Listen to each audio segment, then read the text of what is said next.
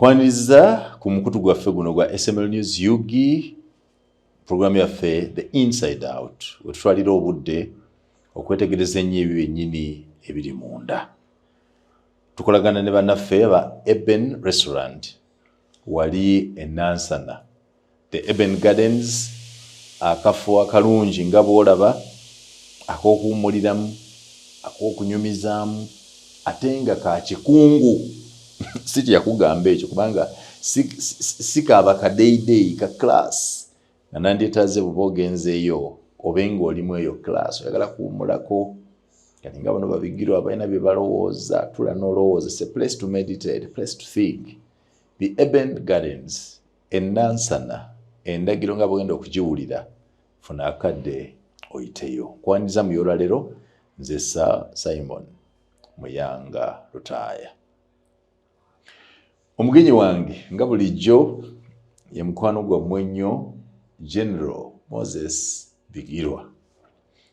I write General and report it tip kubanga neetaaga okwetegereza naye ye General Moses Bigirwa munnabyabufuzi w'omulembe guno asula Makindi. Kituufu?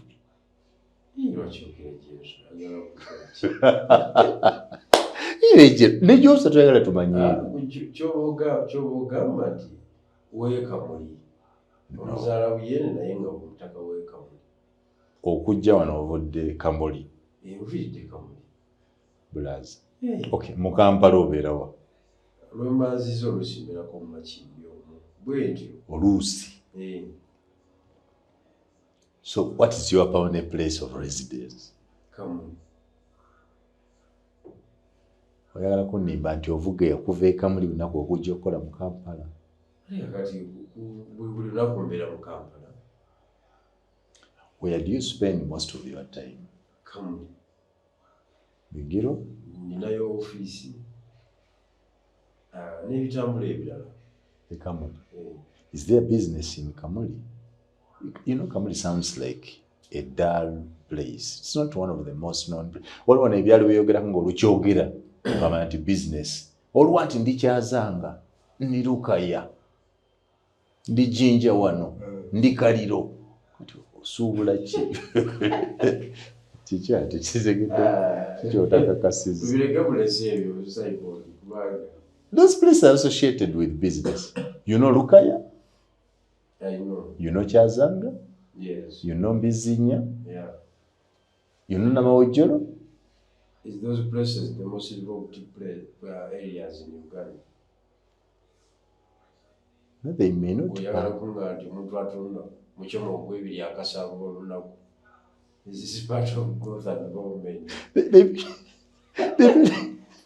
They may not be the most developed, but the most, we would call them business hubs. I would think they should be business hubs. Those are Juwakali businesses. Era toddanga onoga. Omwana wange ali Lukayaawo mu kyomo. Tujja kumanya nti Simon Bambi. Embeera yamukwatako. Really? But you know, the most interesting is that these people sustain families. Yes. They seem to work cheap, but yes. They sustain. Tasobola kuvugana Land Cruiser. Naye asomesa abaana basatu e Makerere. Tasobola kuvugana Land Cruiser. Okay? Yolo mudidi. Ojjukira yolo omudidi. So, but I look at them as the transformers of our society. Because omusanga asomesa abaana basatu e Makerere, aguzeyo akapoloti akali moto. Byawo wano bireke. Era abasajja batugambanga era ffe mu Western Uganda, we have cows, we have what? You know, tulina obumonde, tulina amatooke.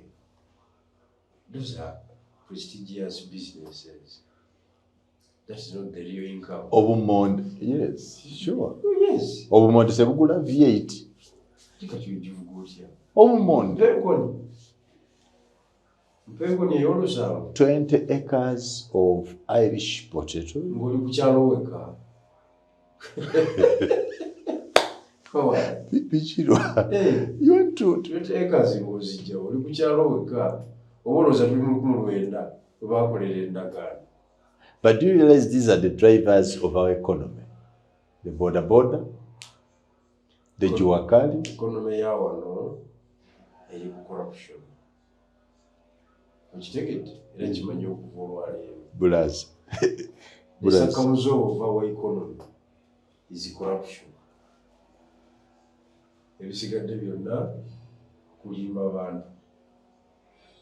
Abantu abali corrupt bajjeeko that power and authority olabe.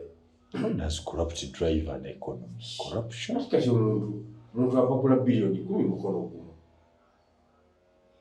n'agula ettaka eryalibadde erye miliyoni 5 n'aligula 8 because he's fighting kumalawo ssente.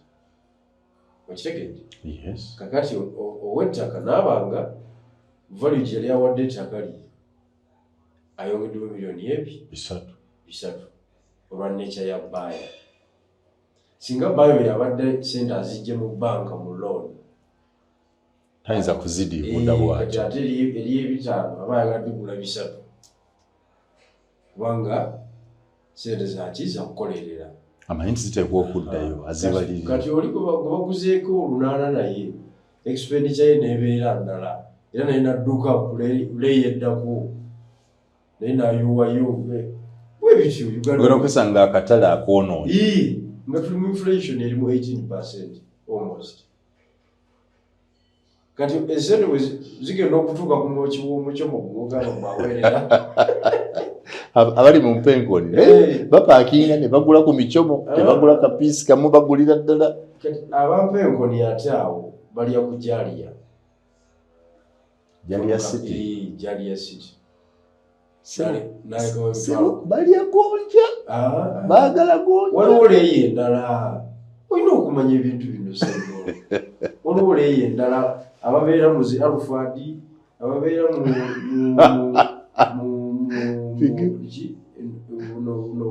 Kayondo, Aliya Kayondo n'okukawasi Sipasiyo. Osanga nga bagize bwe bati. Kugonja. Naye ab'omudidi alwaliraawo. Ate wagonja atunda bweyekwata mu nnyindo. Bwe kiri. Bw'abalamu ssente bwe kiri wagonja direct. Kati omusajja ali mu mudidi y'emiliyoni 8. Era wagonja toyinza mbuga nti give me your mom account. Here's my credit card. Tabiri. Owampenkoni akyama ku Jaliya City ne family ye n'alekawo emitwalo 32. Agenda n'omukyalo. Bali akyamisa. Oba kyankya bakedde nnyo. N'alekawo emitwalo 30 n'agiddako. N'agikunya mbalala waddamu kulya langi. Wasigala 5. Nawe olwalekawo 5. Olwagenda nno Kabaale. N'agikubbaawo n'agiddamu driver n'agipika paka Kabaale. Emitwalo 8 n'agirese mu ki? Within transit yawo from Kampala to that. Biba abasajja nno be bayita nti tuli mu gavumenti. Naye kati nze okuvuga okuva ano okugenda e Kamuli. Wali sitokoma. Nakusanga ng'opaakinze e Namulesa. Saamanya oba wali opaakinze ku Mulamu oba yali ezize. Nenga bati wuuyo. Ng'era kali akamutono akabyufu ako kalubaluba ako. Wali watimba Nuupu wakakyusa. Nakatunda edda. Nakatunda naye kamulo kawo kansesa nnyo. Kaliko ebipapula bya mitwalo 57. Ebipapula ebya traffic penalties. Kakati ngenda katunda obusente butono. Traffic fines. Kati mukatunda obusente obutono. Byali byadda. Nga sinakolamu byali bya 2013 nga bakabireeta awo Kayihura yakabireeta. Wali okola ki? Emisango yonna wali okola ki? Oyiga mmotoka ng'okola nedda. Osanga ka traffic nga kabyedde ssente ku kkubo kanonya kuba ekipapula kakola accountability. Akola accountability mu office. N'alemera ku. No, you must have an offense because the first thing they do is to define to you the offense you have committed. In fact, wale ye panka ngamba ayagala ansome. You read here. No, you know your thing. Just tell me. The offense, because you know it. I am not supposed to read that. If I wanted to read that, I would be a traffic officer like you. That place. We went up to Lugazi police yali. Anjusa no. Anzija, that is a baita botete. When you are entering Mabida. Nanchusa nazize Lugazi. Police. Yes. No, you are not serious. No, it is simple. I do not want to understand and read what you have read. Yeah. I don't doubt what you have read is what I have committed. Yeah. There are two things. You either forgive me or you charge me. No, you are arrogant. What tribe are you now?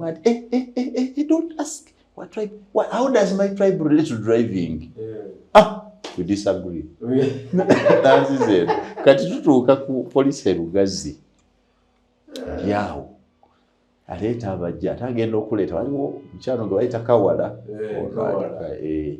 agenda okulanga ate be baleese bandaba.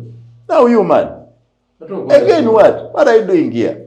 Awisa amale mirundi nenga ati kati batandise okubuuza tamale mirundi bano mbavuddeko. Now you sajja najja ngati you are the journalists the ones teaching people these things. You should not be the first to commit a crime. Where are you going? Konzenzenja. I change language. Where are you going? Konzenze ndi kwaba bulamoja lambe ndi kuvuga speed ndi kwaba kulika. Konze.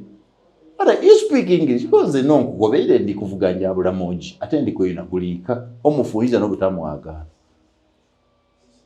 Afane, watch you. You leave that. And I went. That's how I left. No, but so those people. Wasanga ya byamukubye ddala mera mugwe. Naye kati bafuka mukwano gya tebasobola kukolebera tuwaya. You see, era bwensanga omuntu nga owa traffic amulemedde naddala mu levels abantu abali understand baba obuzibu bw'amaanyi. Because abantu abasinga okutegeera mu bya force ba traffic. In my own assessment, when I nkyali mu opposition, I realized the abapoliisi bano abasinga baali mu opposition bansaasiranga nnyo. Kwejjukira zinatambulanga ne t-shirt ya Besigye. Wano mu mmotoka nga nkawanise. You, this man, our man, how is he? Bw'olwo tagenda kukyajinga n'empitawo. Kituufu ekyo si kituufu nti opposition lwakuba baba nnyo mu society. And the government institution engeri directly connected with the society. Kati etuuka ekiseera ne camouflage.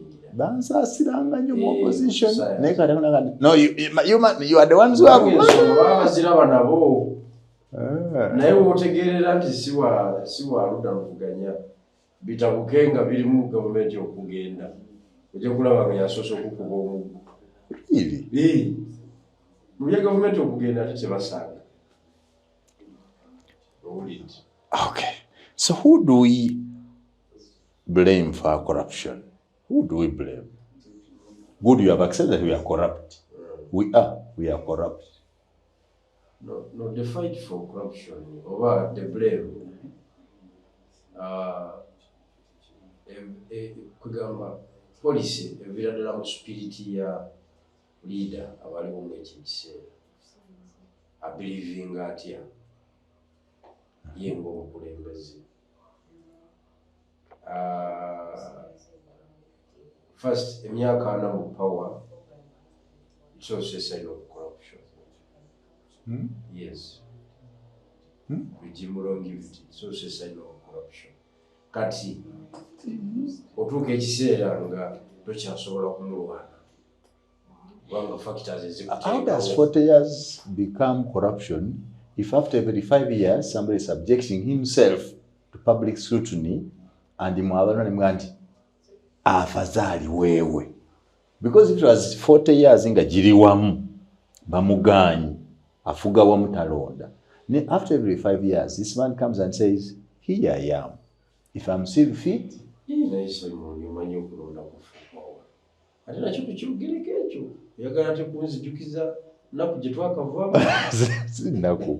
I want us to be realistic because katikale kana akalwa kakagwa kano Honestly speaking, Mr. Bigiro, as a member of the opposition, I've been there. We are not organized. Ekikulu kiri nti the disorganization of the opposition is not the justification of someone who's staying in power. Yababba. Wabaawo some moral grounds omuntu z'abeera nazo n'agamba nti beera mu buyinza yakutamu. Museveni yababba. Kyonna kye yakola because wano mu Africa an incumbent muzibu wa kuwangula Kalubu. Newankubadde nga tulinawo ku difference nga 3-5 obw'abagenzi n'akalulu. But a revolutionary incumbent nga jjajja bw'omugenzi naye mu byabululu oba osaaga mu busaanzi. Nange nalowoozanga nti Museveni tatwala Kalulu ng'ekikulu.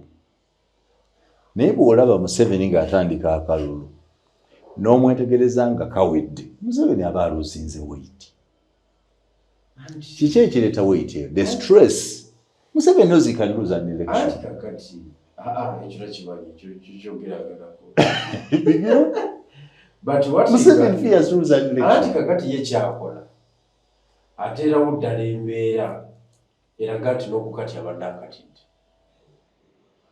nti bannaayi ku luno mba butakola nnyo abaye badde bantuti nga ye yagiteekawo nga yeeterawo ng'olaba akogga kuguga isinet enoonya gy'anoonyamu akalulu olabira ddala ng'ali serious ali mu kunoonya kaki Kalulu. naye ng'akalulu aba yakeewadda ng'akalina naye okusanitizinga process kyovula kye bayita hybrid dictatorship nzibu nnyo. Hybrid. Ebeera ne characteristics I don't study that in university when I studying political science. Hybrid dictatorship. But it's still manyi benevolent. Gumanyi bali bannankanyi absolute dictatorship. Abavueko eyo nkola akadde. Kati the new world order ereeta hybrid dictatorship. Kati hybrid dictatorship ebeera ne characteristics zonna. Ebeera ne constitution nga weeri. Era nga bakulaga nti etiibwe weewe ekitiibwa. Naye nga wajjawo embeera nti omukulu constitution ebadde mufulumya wabawo okuwuguka. Naye ng'okuwuguka okwo era bakukoledde mu procedure muteeka. Okiwulidde naye nga wabawo okuwuguka we bati. Ekyo obadde okiwulira ensinga emirundi ki. Bakuterawo parliament nolowooza nti bweri. Judiciary nolowooza nti bweri. Tugamba organs of government, institutions of government, government parastatals paka wansi. Structures zibeerawo bulungi. Era ng'olabira ddala a well-established government. Naye ng'era waliwo akasenge wootatuuka. Era akasenge kamanyi nnoze.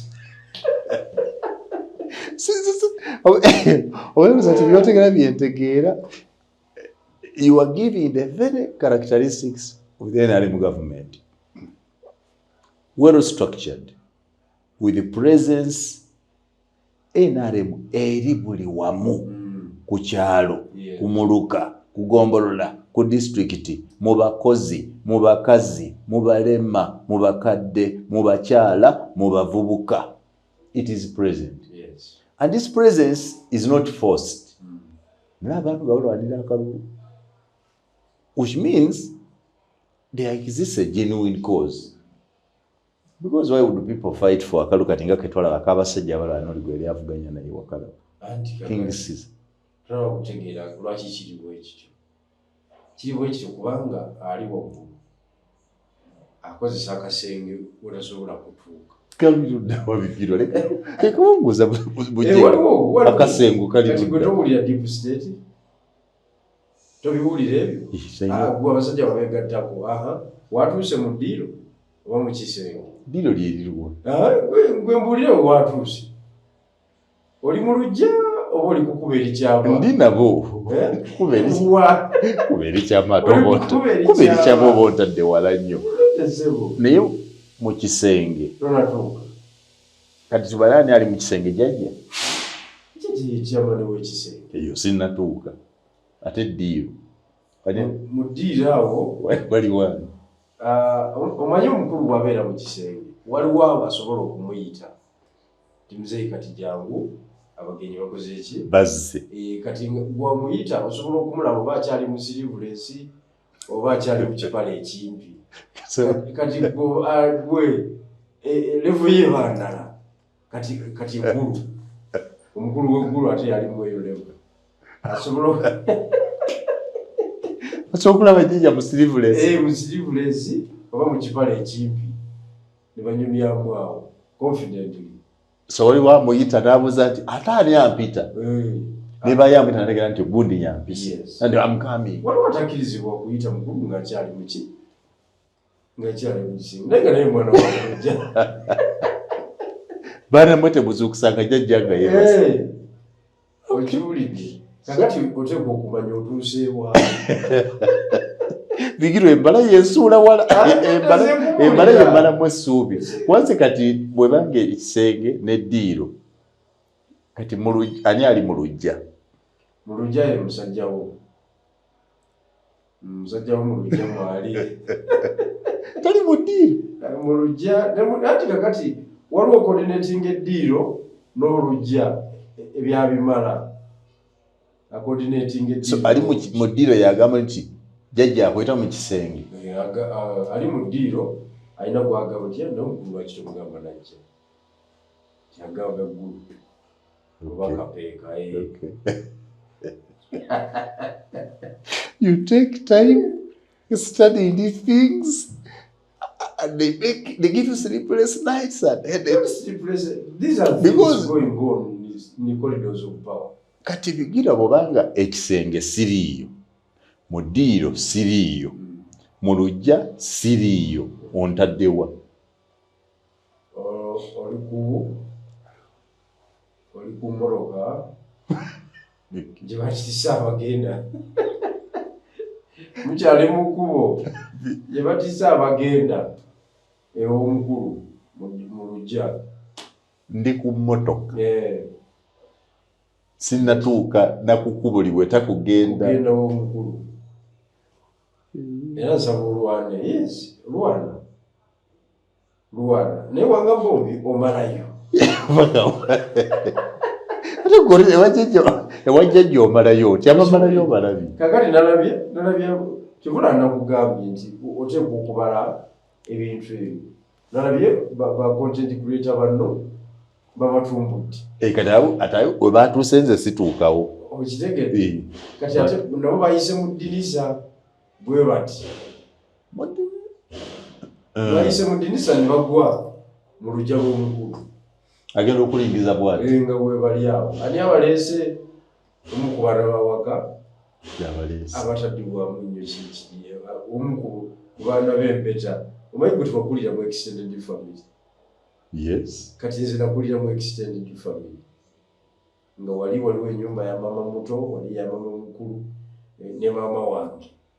Baganda bange abamu bazimba ngeringa barracks.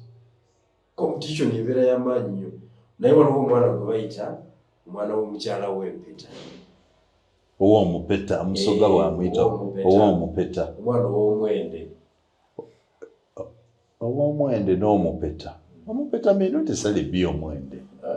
Bali batata baffe ab'edda teyakuteekangako omupeta nga si ggwe abimala. Omuganda gw'ayita kaddulubaale. Oyo yennyini oyo. N'ebyapa abeera nabyo. Kakati mwannyinaffe yagize bw'ati n'abayiwa wali. Ne baseesa jjajja yasese Katonda affe baddaali.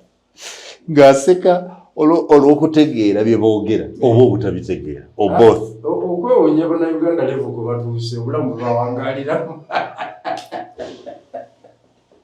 Tobaategeera bingi. Inside out? Babimunnyonnyola. Mwana abimuyitiramu. Waliwo byalategeera bingi. Kakati bino ebyokulayini bino oyo yabikwasaganya oyo. Okumanya jjajja ebintu bimusumbuwa.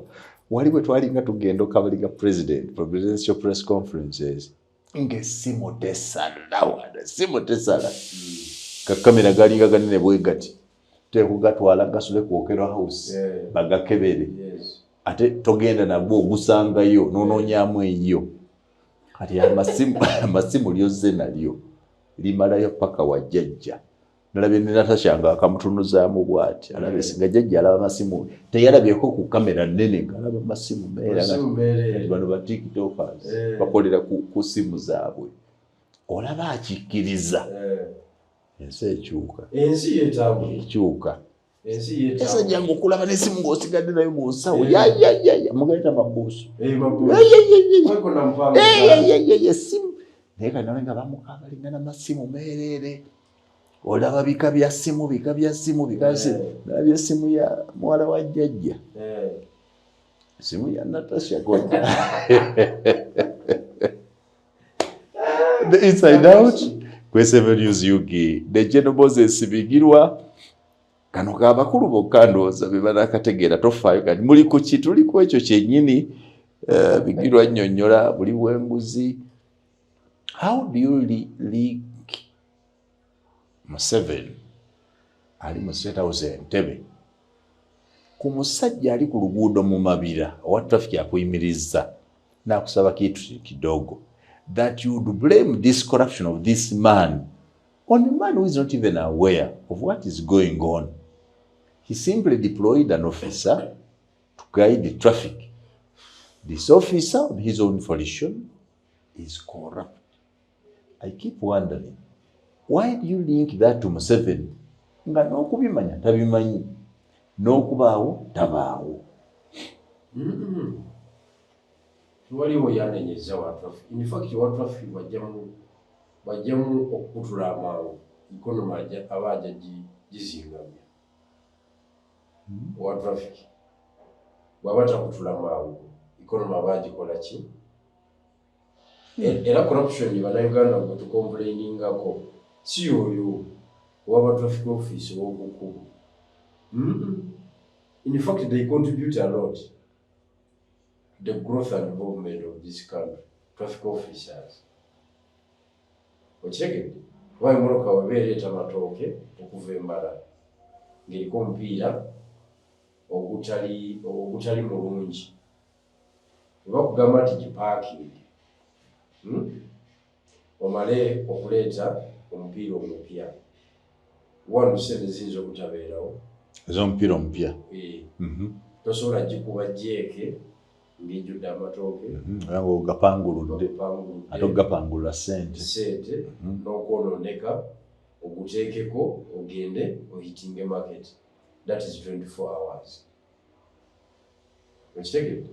Naye ate the same officer katugambe nti alidde omutwalo gwo oba emitwalo gyegi emmotoka neesigala ng'ekola ki? Ng'etambula. Ono avuga emmoloka etatuukiriza bisaanyizo. Ebigendererwa biba bituuse. N'atereezaamu oluvannyuma. Nga n'owa traffic naye ayavugiriza akavubererwaka. So eyo enguzi ku level eyo temugirinaako buzibu. Eyo enguzi ku level eyo terina we affectingira economy. Enguzi ya affecting eggwanga ya mu office. Era ye gye bayita corruption really. Buno bribe. Give someone a bribe of 20,000 yakuyisizeewo ky'oyagala. Terina negative effect y'amaanyi nnyo. In fact, nze wa traffic okundaaliramu mmale nteekako third party ndyoke ngende aba akukoze bubi nnyo. Amunyize eky'ettaano. Ne weeyongerayo n'omanya nti naye third party tekoze. Teriiko. Oba okitegedde. Munaku bbiri ne weesootinga. Oba osevinze bingi okusinga gwe bagamba nti parking. Alright, kale the Inside Out ku SML News UK Moses Bigirwa alemereddwa okunnyonnyola kye bayita corruption. Obubbi buba bubbi. Omubbi w'enkoko n'omubbi w'emmotoka be bamu. Bw'oga nti bano aba traffic ku street abasabayo ekintu kidogo takukosa. Olinda corruption wa mu office. Ati omanyi lwaki nkugaye nti takukosa. Akimanyi nti government nateekawo infrastructure enabling ba drivers okubanga operating 100% perfect. Okay. Yes. Makubo mabi. Kati zinali bisira binalinga nsule kusabala. Nga mutufu mateke kubo tiriwo. Mu mateeka ndikubo tiriko liki tiriwo. Naye oboli malo kubo tyotuke machindi nogwa mu traffic. Nga wakwagaze moroke nungi. Okay. Etali DMC. Naye oba ogenda jijja wa nga wovugire moroka mutufu kubo tiriko laki fu tiririwo. Era lumu navaawo obubinyo n'omusirikale katono twekwata ebitogi ne bwabeeramu amagezi musajja gwe. Oyagala tuga nti ffe tukolera eringa ne tujja Kampala. Ani n'otukolera lino ekkubo. Kati ekyo ansa gavumenti n'ekyansanyinga ekkubo n'erikola ki? Kati muluka ebive busaabala. Osobola ogikuba ekipapula singa eba eri mu mbeera mbi. Kuba gavumenti ekkuba erikoze ki? Erikoze. Kitegeerekeka. Ne corruption gwe nkugambye ofiisi mutemu nnyo. Mbadde nkugamba nti ekkuba eriva ekaliro okujja ekamuliro okuva ekamuliro okujja ekaliro singa oli alidivertinga emirundi gyonna. Ngeze eri gye tuva kubanga wano abantu bagezaawo nnyo. Singa Minister of Works ne UNRA esente ezo bazirya za financial year term. Omanya abantu baba affectees ewaffe. Sure tuba bangi kubanga abatukosezza kubanga bakolera ku luguudo lwo business boda n'abala bangi oba bakosezza. Byamaguzi ebitambulirako. Kati omuntu okulemera okuleeta ekyuma kya kansa mu ddwaliro ly'ekamuli oba ery'ekaliro Live Alone Cancer Institute e Kampala abatiddeyo abantu bangi nnyo nnyo teyenkana n'omu traffic yalese muluka n'egenda obutemu. Tebenkana. Kyova olaba nkugamba nti omubbi w'omu ofiisi mutemu nnyo n'okusinga atomic bomb ezigenda mu maaso mu Rwanda nalwegaasa. Kubanga oli akuba lumu. Werabidde traffic office ono asaba kitu kidogo. Bwakola emyaka 3 bamuwa promotion. Era bamuwa promotion eyo ye mwambusa. Ogenda okusanga yali traffic officer ku luguudo afuuse commissioner of police. N'ava eri n'omuzeegwe ku butono bwagwo ne gujja kugejjera mu ofiisi. Anti kakati ekikontroling eno wansi kifa waggulu. Tewaliwo okolongo oba kabagambe bw'ogenda kuleeta ku kkubo awo. Ogenda okumuleeta ku kkubo nga OC traffic amutumye $2,000.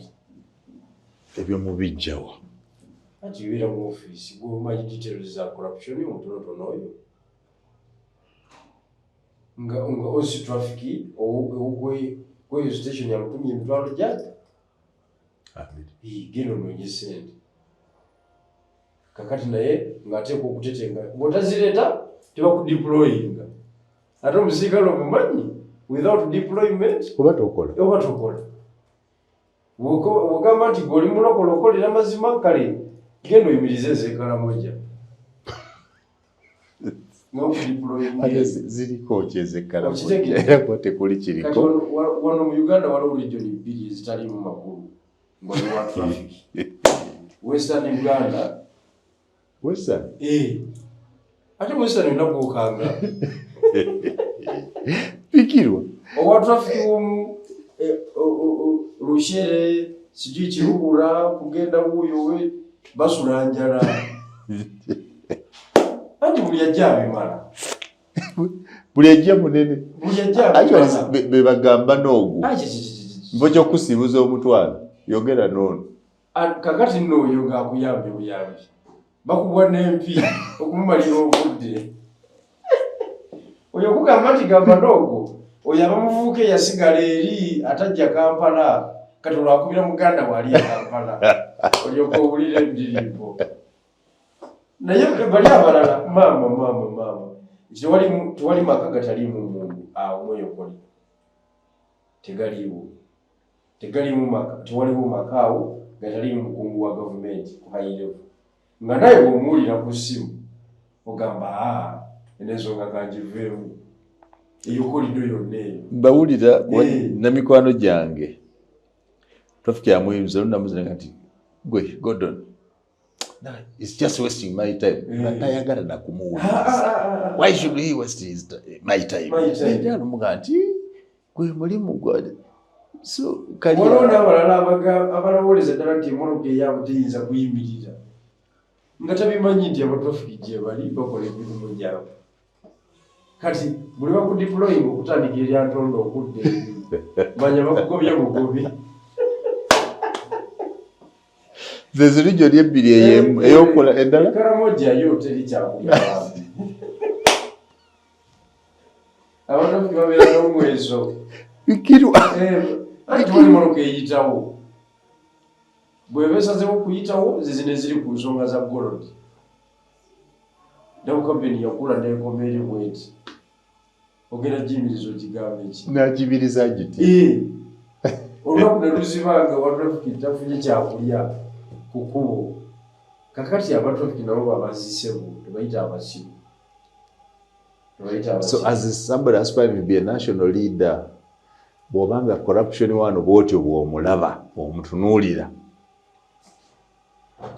tugenda mulwanyisa tutya you're saying nti enguzi ku ddaala erya waggulu esinga okuba ey'obulabe ennyo kubanga oli asobola okulya eddwaliro ddamba bakosezza abantu bangi babakosezza balirya ali eddwaliro ddamba ate ye n'omusanga nga ali bulungi avuga mmotoka ennene that I agree with you community agikoze ki agimadalize naddala ffe gye tuva mu byalo ekiwulidde the inside out ne General Moses Bigirwa agambye nti mu Uganda mulimu enguzi ekyakikakasa naga nti enguzi gye tulabira wansi y'abannaffe ku luguudo bakiitu kidogo eyinza obutaba nnene eyinza obutaba ya bulabe nnyo naye enguzi eri waggulu alipooti zaffe zirali zibadde zaga nti abantu abalina obubbi obw'amaanyi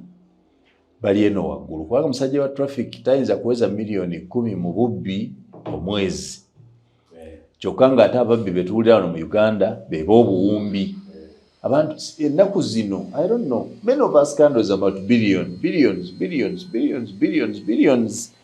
mwe tubadde tubbira naye the danger with kitu kidogo erwisaawo ebintu omuntu fa kyokugula side mirror ey'emitwalo 3 amanya nti wenaawe wa boda 1000 nja kuyitawo n'amala ebbanga nalwokikola njago ekyokulabirako ekya Kampala Capital City Authority ennaku zino baddemu eviction nga bajja abantu ku nguudo. You cannot explain why it has taken us so long okumanya nti abantu abatundira mu bifo ebikyamu mu Kampala bateka okuvaawo. We have just done it now. Kati buli ayita mu Kampala ga nti era kale bali mu kusimba bimuli. Juzi waliwo yali atandise ekibonezo nga bakusanga nga oyita wotateekwa kuyita osalimbirawo. Bakuwaliriza okukola ebyokutereeza oluguudo mu kifo ekyo.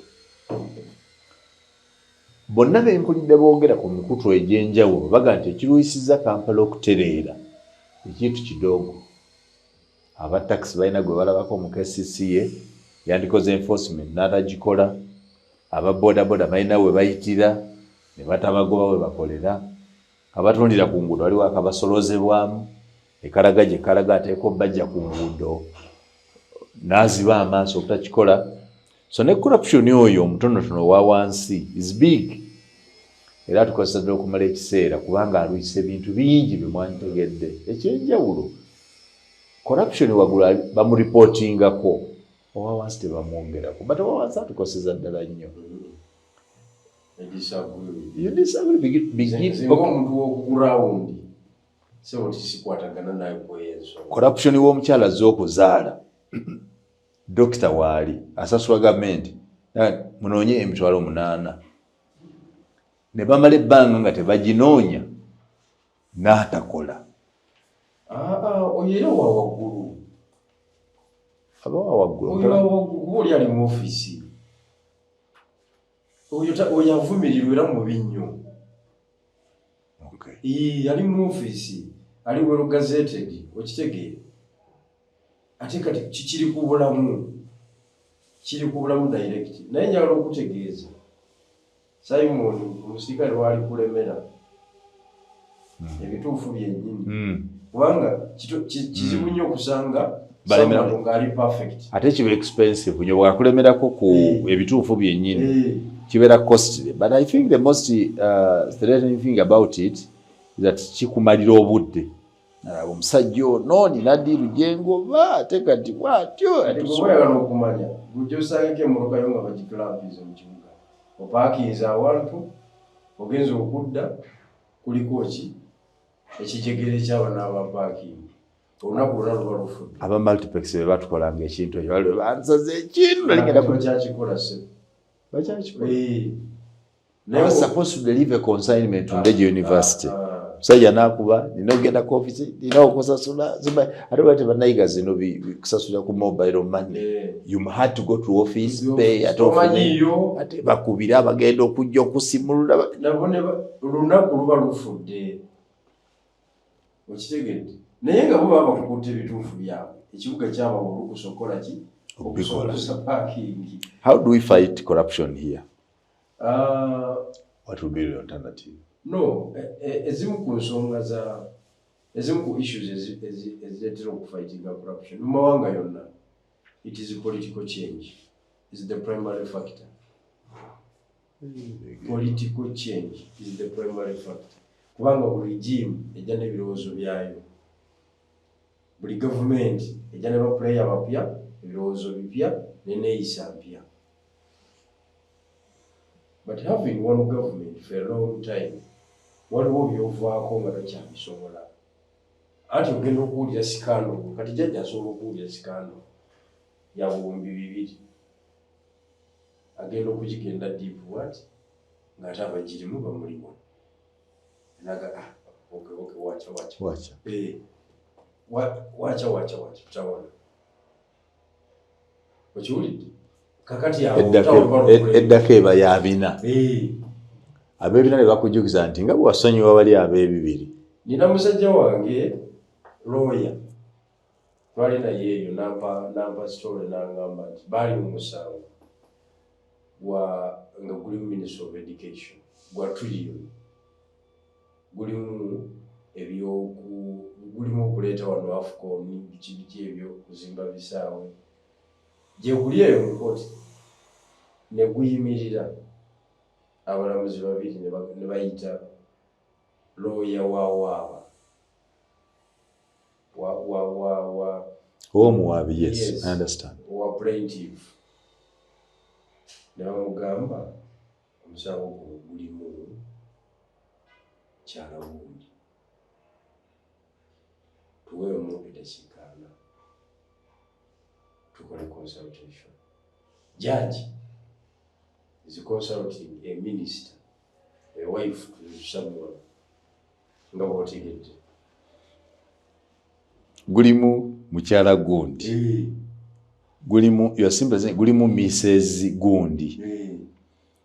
But you are failing to tell me whether gulimu Mrs. Bijiru oba Mrs. Muyanga. Ekyo kankireke ng'omuntu omukulu. Kuba naawe nkyakwetaaga. Nange nkyayagala obulamu. Okitegedde?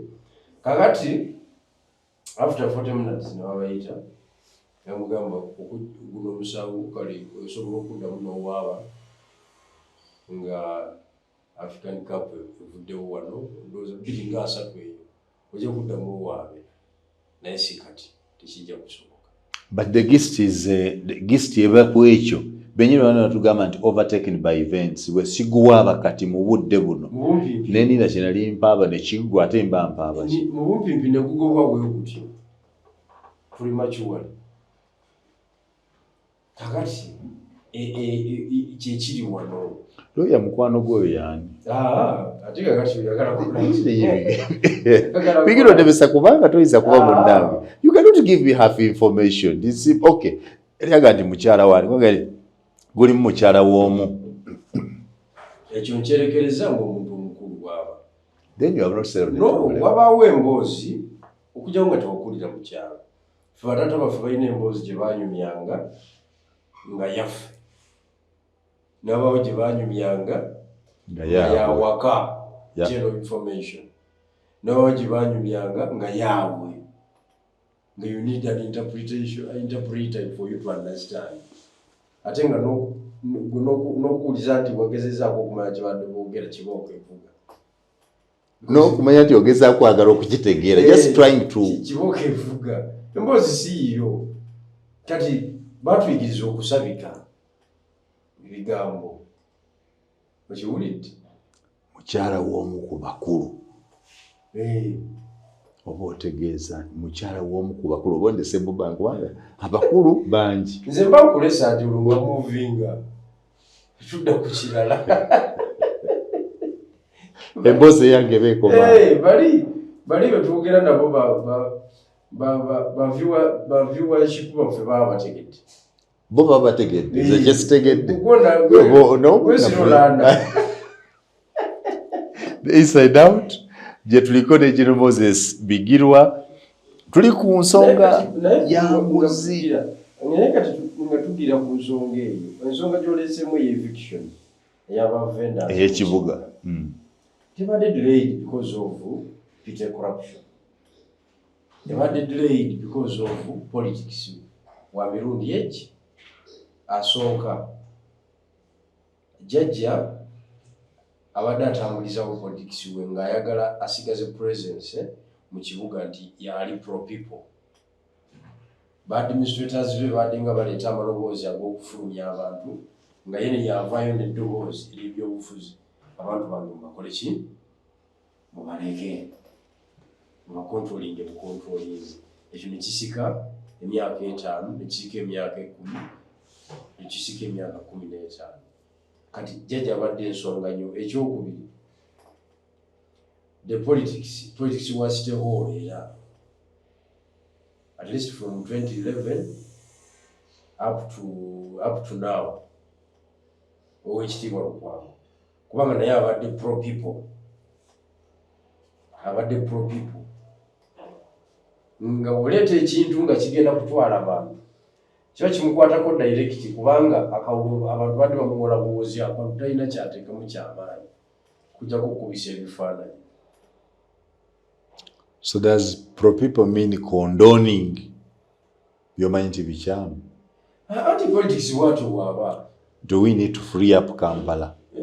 Politics bwatyo bw'aba kyobola bakugambye nti jjajja asobola okutunuulira corruption scandal agenda ogibikula bwati ng'esoma wabe n'agamba watch.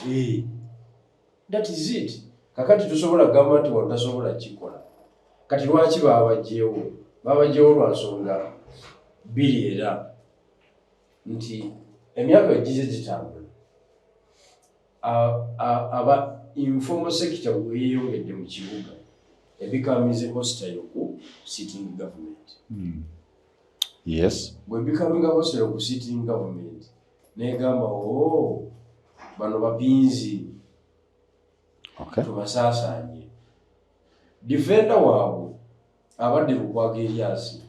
Stupid bakiyita batya? Abakiyita nti kankireke. Abantu bajja kunfuna bubi. Abantu mu kukyamukira n'okubugumira n'okusuubirira Lukwago mu fulumya. Abadde ng'asoosaawo amaloboozi agagamba nti temulina gye mutwala abasuubuzi. Okay. So mukulaba okukwo, okay, akubira abo bankubira. Abakubira. Abasuubuzi beekubye esasi mu kigere. Because Lukwago ne beyandisigaddewo. Badde tebabatwala. Singa yabawadde motivation y'okwerwanako. It's about mobilizing them. Kuteekawo mbeera. Kuba ye jjajja tayagala tuyagaasi mu kibuga. Kuba kiyinza omuviiramu ekirala. Ye yafiirwa. Totiisa kimuviiramu ki naawe. Tubange kalakasa. Beeruddeko. Babanga avuga akagaali. Bw'oba ovuga akagaali, ekikongoliiro kiri, ekyaduma, kikukuba ennume y'ekigwo. yukaletanga kwambala lambo kaidino nkimanyi ekikongole kikusuula but you know, let me tell you Bigirwa, and this one you must take from me as a brother genuinely. Museveni bw'aba yabalema okusula gavumenti ye ku Buganda Riots ze nali ndabako bwendi Kampala neetabuka aba ne bookya amabaasi ne bookya police station e Nateete. Museveni kasita yawona ku olwo nempandika nti teri asobola kujjako Museveni mu bintu bya fujjofujjo ebyo violence. Mulina kukola kumulinda, actually Museveni mulina kukola kumulinda either Katonda oba ye yennyini aveewo. So ne bwolita okwekalakasa mu Kampala wano mu Uganda, ne beekalakasa olunaku lulala ate bakasire bakola bulijjo strikes wano mu Kampala. Tunaba okutegeera gavumenti zikola zitya, zigenda zitya, zibeerawo zitya. Guzi lwaki jjajja yabeera siriasi ku buli kasonga. Olwo kijjajja alaba buli muntu. Kati yabadde alaba barasitarasita ababiviri ebimyufumyufu biki yabawadde obudde n'abateeka mu tenti namba. For what? Because he knows anything can happen. Abazungu bakola research ku leadership ne bamumalayo ne bagamba nti tiwaliiwo a human being alina busobozi kuholdinga gavumenti ebbanga lyonna, era wabaawo forces ezikola ki ezimanjinga nezikutataganya. Kyenjagadde okukakasa nti ebyo gamba abantu mu Kampala ate ekyo gwokimanyi gwe civilian naye oli alina power ate ekyo amanyi kirala, amanyi nti anything can happen. What are you calling anything?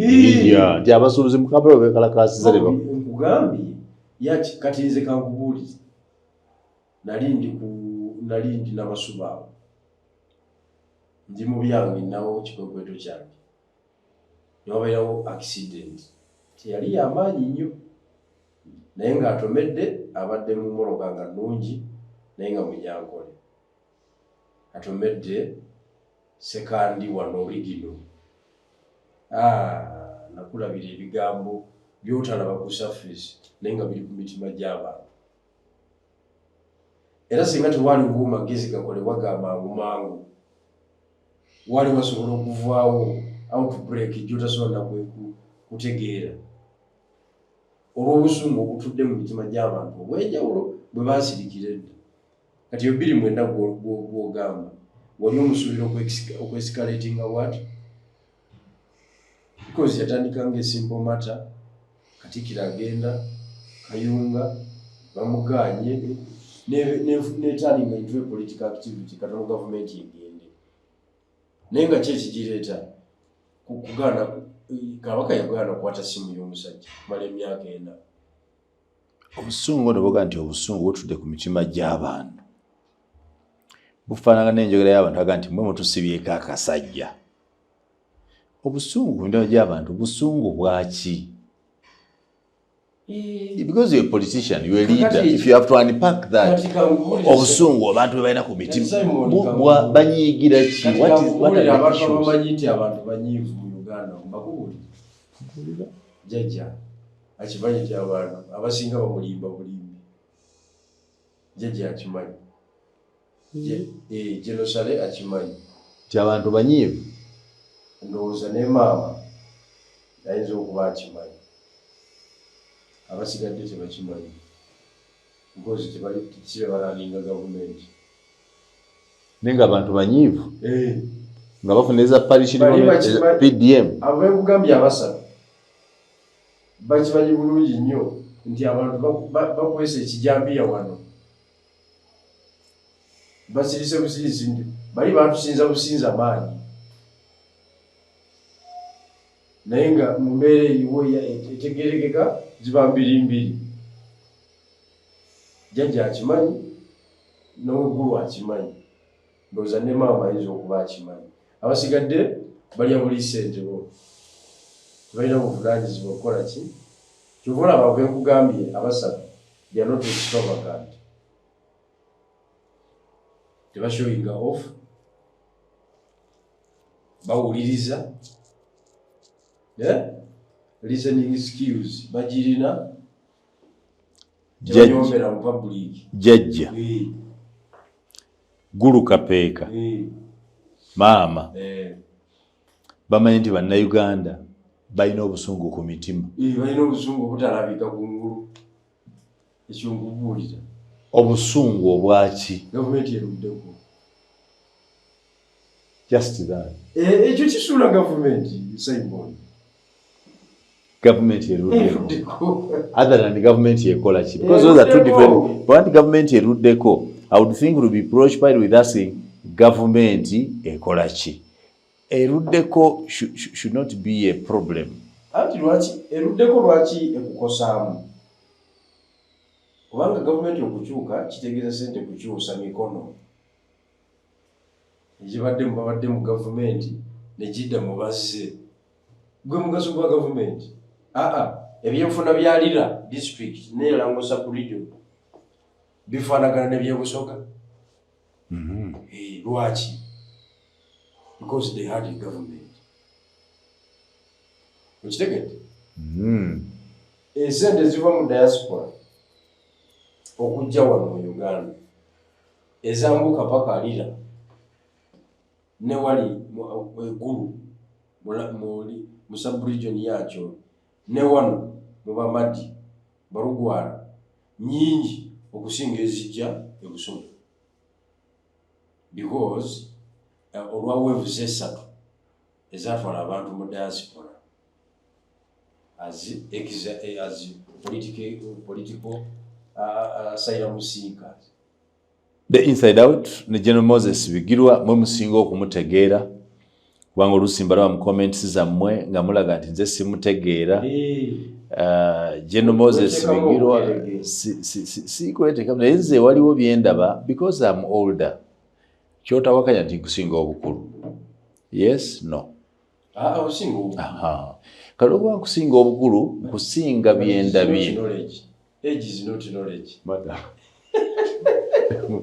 What are you saying? Bwekiri munsi yonna.